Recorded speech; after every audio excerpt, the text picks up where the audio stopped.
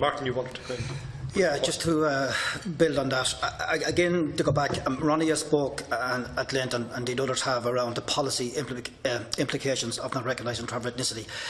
Traveller ethnicity, I think, has to be the starting point. And then you build the infrastructure, the policy infrastructure around that, in terms of services and how services get designed and delivered, whether that's in schools or in the health service, or recruitment strategies for employment in Garda Síochána and so forth. But it is only a starting point. It's not the panacea in itself. It's not an end in itself. It's the beginning, but a very important beginning. Why are things happening the way they are to travellers? I think Ronnie's absolutely right. I think travellers lack a political voice, both within the community and outside of the community, in terms of the Dáil, within the Seanad, and indeed within local authorities. And we have very few champions as well within the institutions of state, whether that's the Dáil, the Seanad, and so forth. And I'm not going to be as generous as Ronnie when it comes to racism. The reality is that we have politicians at local level and within the Dáil who are racist. And we've seen examples of that. And, the Dáil can be a microcosm of the wider society, and we have to be honest, and we have to acknowledge that. I won't name names, but we've seen examples of that over the years, where we've had deputies at local level blocking traveller accommodation. We've had deputies come out with anti-travel racism, in the not too distant past. So that's what we're dealing with, that institutional racism, within the political classes and within the political elite. And there's no getting away from that. And that's a challenge, and that is a block.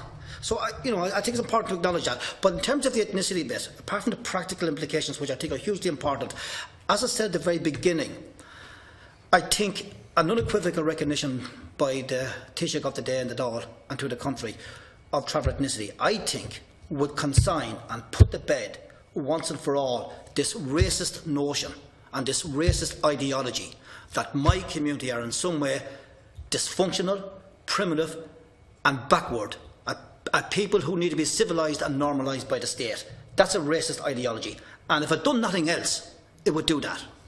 Thank you, Martin, and thank you, Senator Black. Our final member's contribution, Senator Neil O'Donnell. I hope it would.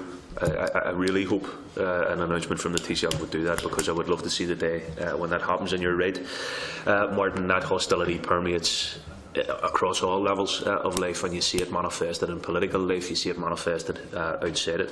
I agree with an awful lot of what my colleagues around the table had said, and what I was trying to understand, and like Francis, I'm a new member of this committee, so I appreciate the engagement we've had over the last two sessions to learn a bit more and hear a bit more. And the key question I had coming into this situation was, would that recognition of traveller ethnicity really make a practical, tangible difference when you talk about the socio-economic issues, the cultural issues, the community and the social issues that exist out there? Because I suppose on the day that's in it, I'm actually someone who believes very firmly and advocates a politics that's for social justice, that's for respecting diversity, that's for respecting and promoting equality. So what I believe, because you have made the argument very clearly, as did your colleagues in the last session, that an announcement from the Taoiseach that legislation around ethnicity would be fundamentally important. I appreciate that.